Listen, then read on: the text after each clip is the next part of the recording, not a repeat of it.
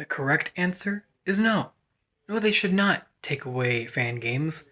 Fan games are a response to the games that they've made, which many people appreciate at the start. Now, if you're talking about fan games in which the creators are making money off of and not just notoriety, then yes, I can fully agree with that. Fan games that are inspired by characters made by Nintendo, it makes sense for those to grow with monetary value, but um, no, when they're being funded with money, then that's a different thing altogether. Nintendo recently decided to take down 370 fan games with their IPs and whatnot from a website called Game Jolt. And I know Game Jolt personally because I would always download uh, several different types of fan games: Marvel fan games, Sonic fan games, all of these fighting games that I would get off of there, and it's such a cool place. And to see that 370 fan games have been taken down is insane to me. I wonder if they all had people paying them money and stuff. But I think it was actually Game Jolt that allows like the creators to be funded.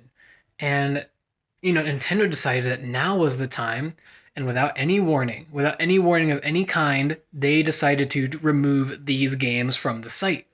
No, like, hey, listen, you got to go ahead and remove the funding off of your game because it has our characters on there. No, it's like the Leafy ban on YouTube, right? Leafy is here. You might may or may not know him, but the point is they didn't give him any warning before they took off his channel for being a bully. Bully. That's what I'm gonna say. Um, Now that's the thing, like it kind of sucks too because if you're not given a warning for that kind of thing, supposedly one would claim that it's a loose, um, I don't know, like it was like a mistake, It wasn't wise to do that. Well, heck yeah, it wasn't wise, and they probably did that on purpose because they don't like fan games in general. Listen, using a mod of your own, right? And to mod it, no, using like a ROM of your own and like to make it a mod and kind of like present that to the world. Um, that should be totally fine. Actually, I don't really know if they're really doing anything against that. I just know that many fan games, right, that are loved by many that aren't really getting any monetary value are still considered illegal in the eyes of Nintendo. Um, Listen, man, say what you will about emulators, but I think that this stuff deserves to come out. It's like a love letter to the folks over at Nintendo, the developers that are working for Nintendo, not Nintendo themselves. And Nintendo, the company, is just like taking their work and just slapping them straight across the face. That's what comes to mind first thing.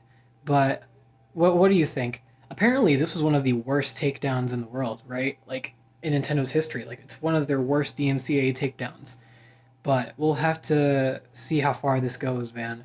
Um, the day that they take down Super Smash Flash 2, like that's a good fan game. I don't know if you've played it, but the moment that they take that down, it's all over. Everyone's going to riot.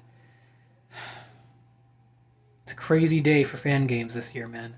And mods. It's a crazy, crazy day.